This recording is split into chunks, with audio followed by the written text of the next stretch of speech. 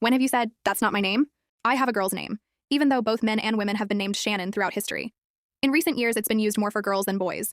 I was teased a lot as a kid for having a girl's name, but eventually, people grew up, and that was that. Still, I knew it would come up again at some point. In my senior year of high school, I had a jerk of a teacher for economics class. It was the last half of my final semester, and I was ready to be done. On the first day, the teacher was calling attendance. He liked to address students as Mr. or Miss. When he got to my name, he said, Miss O'Neill. I sat in the back of class and said, here. He corrected himself, saying, oh, it's Mr. The class laughed, and we moved on. I figured it was a one-time mistake.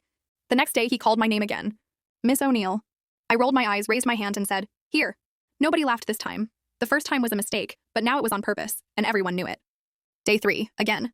Miss O'Neill. I just sat quietly. He stared at me, calling it again. The class turned to watch. His face turned red as he clenched his teeth. He was clearly annoyed that I wasn't reacting. Finally, he snapped, you're going to answer me, or you're going to the office. I simply shrugged and said, sure. Let's tell them you've been calling me Miss O'Neill for 3 days, just to be funny.